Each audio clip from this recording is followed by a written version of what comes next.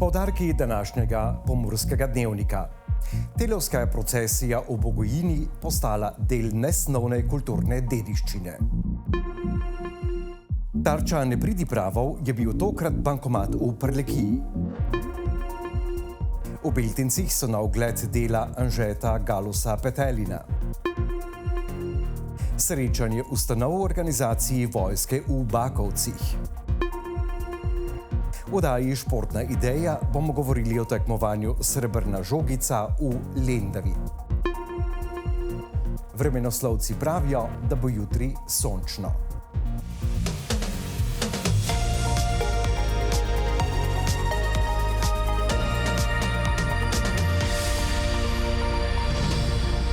Spoštovane gledalke, cenjeni gledalci, lepo pozdravljeni. V Plečnikovi cerkvi v Bogojini so predstavili mejnik vpis telovske procesije v Bogojini v register nesnovne kulturne dediščine v Sloveniji. Telovska procesija v Bogojini ima poseben značaj in si je prislužila mesto v registru nesnovne kulturne dediščine. Pobuda pa je nastala na lokalni ravni, saj gre za tradicijo, ki presega verski okvir in predstavlja del kulturne identitete. Posebnosti torej obstojijo v bogojanskem petju, ker se izvajajo pesmi, ki jih je uglasbil, melodije zanje napisal Ignacij Mavčec, domač organist, in prav tako je on sestavil melodije za pretrekovanje. Potem druga posebnost je gotovo v samem pretrekovanju. Tretja velika posebnost pa je v krašenju oltarjev, kjer gre za izraz ljudskega krašenja, se pravi spletanja cvetlic in pa samega zelenja, in pa potem šege, ki so povezane z temi po ljudski veri blagoslovljenimi rastlinami po samem telovem. Dogodek zagotovo zelo poveže župnijsko skupnost, tudi vaško skupnost, in je tako odličen izraz slovenske kulturne dediščine. Zato smo tudi dosegli vpis v register slovenske nesnovne kulturne dediščine. Župnik dodaja, da ima vpis prav gotovo prednosti, ena izmed njih je ravno preseganje lokalnega okvira kulturne dediščine. Da je država prepoznala, da se naši verniki trudijo. Da se naši verniki trudijo živeti svojo vero in da se naši verniki trudijo živeti slovensko kulturo. S tem, ko smo torej imamo to zaščiteno, bo lažje predvsem pri prenosu na otroke, ker zdaj ni več razprave o tem, je to samo verska stvar, ni samo verska stvar, gre za resničen izraz slovenske kulturne dediščine. Ključno vlogo pri prizadevanjih za prepoznavo in vpis telovske procesije je odigral Tic Moravske Toplice. Destinacija Moravske Toplice je članica oziroma vključena v zeleno shemo slovenskega turizma, kjer se v 6 različnih vsebinskih sklopih ocenjujejo prizadevanja in aktivnosti z področja trajnosti. In kako lahko drugače to storimo kot z vpisom lokalne enote v register kulturne dediščine. In na tej podlagi, na tem ozadju, v tem oziru je potem Tic Moravske Toplice razmišljal, katera enota v tem lokalnem kulturnem bogastvu bi bila prava, ki je še ni v registru, oziroma ki bi tudi zadostila vsem tem strogim kriterijem, ki jih zahteva vpis. Pri odločanju, katera izmed dejavnosti je prava za vpis in zaščito, so jim pomagali v Pomurskem muzeju Murska Sobota. V sodelovanju z župnijo skupaj dorekli, da je telovska procesija prava enota, ki je polna lokalnih posebnosti, bogato zgodovino ima in tudi izraža to lokalno identiteto prostora, ki jo je ustrezno treba zaščititi, in zaradi tega smo veseli, da lahko ustrezno spoštujemo to lokalno dediščino in na ta način tudi prenašamo naprej. Bogojina je s tem pomembnim korakom še dodatno utrdila svojo vlogo kot prostor bogate kulturne in duhovne dediščine. Policisti so bili ob 2. uri zjutraj in 15 minut obveščeni o napadu na bankomat na bencinskem servisu v Ključarovcih pri Ljutomeru. Nenavadno dogajanje naj bi opazil Sintalov delavec. Neznani storilci so s kraja zbežali, eksploziv pa je ostal nameščen na bankomatu. Do denarja nepridipravom ni uspelo priti. Na policijski upravi Murska Sobota so ob tem pozvali javnost k sodelovanju. Pozivamo vse, ki bi imeli kakršnekoli informacije o dogodku, da to sporočijo na številko 113 ali na najbližjo policijsko postajo, lahko pa tudi na anonimni telefon 080 12 00, so sporočili. Policija še posebej poziva morebitne očividce ali voznike, ki so se v času dogodka nahajali na območju Ključarovcev pri Ljutomeru, da pomagajo pri razjasnitvi okoliščin. V Novi Ljubljanski banki so seznanjeni z dogajanjem, a podrobnosti ne komentirajo. V Beltincih razstavlja umetnik Anže Galus Petelin, ki smo ga povabili v naš studio. Lepo pozdravljen, Anže Galus Petelin. Lep pozdrav. V Beltincih razstavljate, kam se moramo odpraviti na razstavo, preden se bova dotaknila vaše umetnosti? Ja, na Beltiški grad, lepo vabljeni gledalci in gledalke. Tam razstavljam peteline, kolekcijo Moj črno-beli svet. Tako da je marsikaj za videti in lepo vabljeni. Petelin obstaja oziroma ostaja glavni motiv v vaših delih. Zakaj ste se odločili za petelina? Gre to po priimku, bi človek rekel? Tudi po priimku. Moram reči, da mene so že na faksu profesorji usmerjali, da bi delal peteline, pa jih nekako nisem začutil. Par let nazaj, mislim, da je ne 3-4, je pa ta petelin zakikirikal in zdaj kikirika po galerijah. Ampak petelin ni samo petelin. Petelin ima svojo simboliko v večjih vlogah.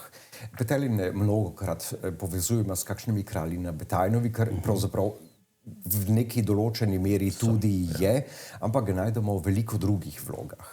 Res je, petelin kot simbol je zelo močen, vemo, globalno, praktično od prazgodovine oziroma od tam.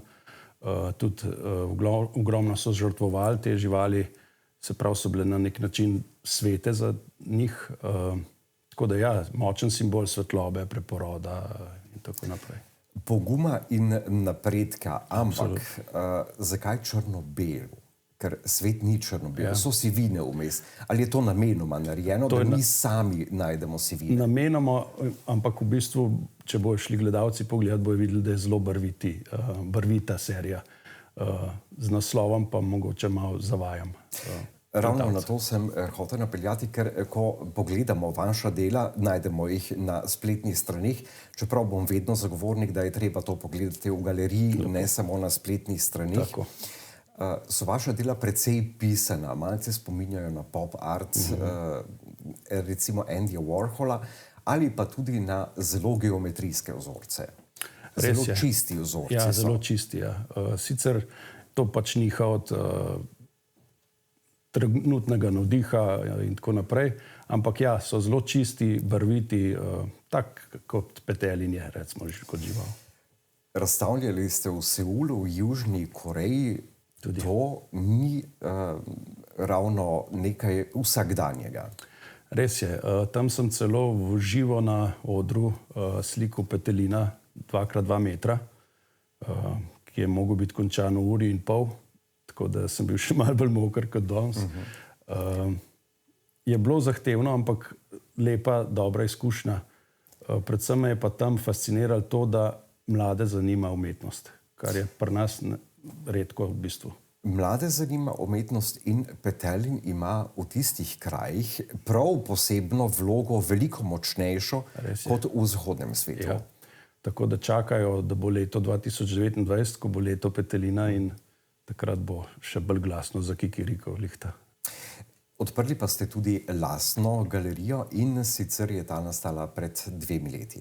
Ja, kot vsak umetnik verjetno si želi imeti nek prostor, kjer lahko sprot pokaže svoja dela in sem imel to srečo, da so me prijatelji v bistvu podprli, mi dali prostor in zdaj tam razstavljam redno.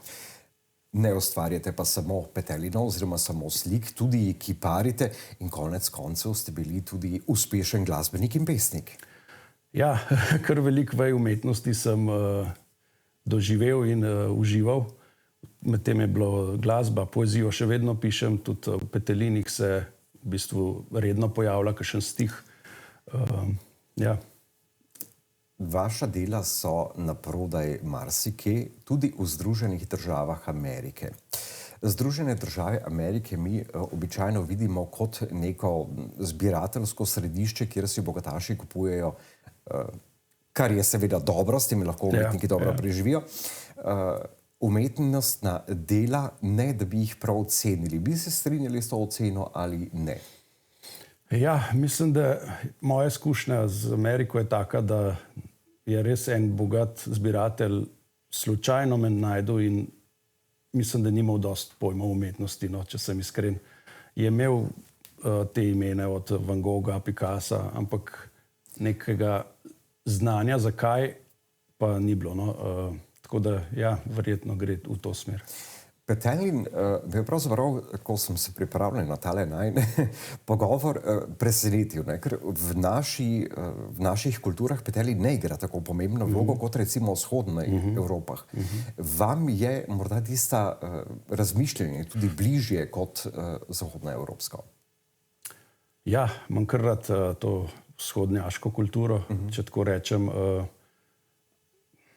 Težko bi se pa oba svetova mratno.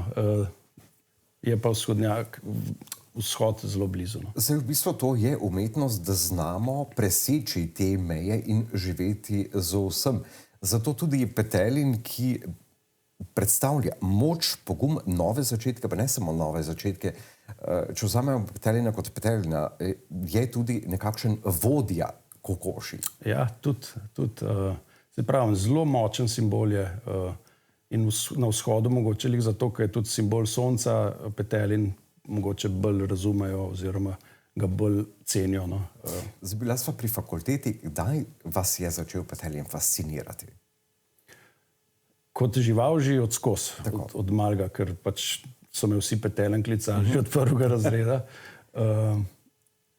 Kot da bi ga pa v umetnost sem pa iskal, v bistvu kot ustvarjalec vedno iščem originalnost. In šele, ko sem toliko spil v to, da je bil originalen, sem v bistvu šel s Petelinom kot umetnostjo ven. Del te umetnosti pa si lahko ogledamo v Beltinskem gradu. Do kdaj bo razstava odprta? Do sredine maja bo, tako da res lepo vabljeni, zanimiva razstava. Anže Galos Petelin, najlepša hvala. Hvala vam. V Bakovcih je danes vladalo živahno športno vzdušje, saj se je v športno-rekreacijskem centru Bakovci odvijalo tradicionalno srečanje ustanov, ki ga organizira vojašnica Murska Sobota. Dogodek vsako leto združi udeležence iz različnih ustanov, ki se pomerijo v športnih disciplinah ter obenem krepijo sodelovanje in medsebojne odnose. Srečanje ni namenjeno le tekmovanju, temveč tudi povezovanju in izmenjavi izkušenj med sodelujočimi. Udeleženci se skozi dan merijo v različnih disciplinah, pri čemer v ospredje stopajo ekipni duh in vztrajnost. Vrhunec dogajanja je bila opoldanska razglasitev rezultatov, ko so najboljšim ekipam in posameznikom podelili priznanja in zahvale. Takšna srečanja ostajajo pomemben del lokalnega dogajanja, saj poleg športnega vidika prispevajo k utrjevanju vezi in dobremu vzdušju med udeleženci. V nadaljevanju programa bo na sporedu oddaja Športna ideja. Naš gost bo predsednik badmintonskega kluba Mladost Lendava Bojan Sekereš, ki pravi, da je organizacija tekmovanja za srebrno žogico Lendave za klub zajeten zalogaj. Vsaka takšna prireditev zahteva nedvomno veliko truda, veliko angažmana vseh v klubu, ki pač poskušamo to organizirati na čim višjem nivoju. Namreč tekmovanje zahteva kar nekaj mesecev priprav, od samih priprav na tekmovanje, se pravi razpise za prireditev, potem iskanje sponzorjev, sama organizacija dvorane, prehrane, nastanitev, ki je pač seveda je treba malo pomagati tudi pri teh naših gostih. Tako da, ja, mi imamo en dober tim ljudi, ki je sposoben za to in moram reči, da sem jim za to izredno hvaležen, ker so pač brez njih ne bi mogli to organizirati.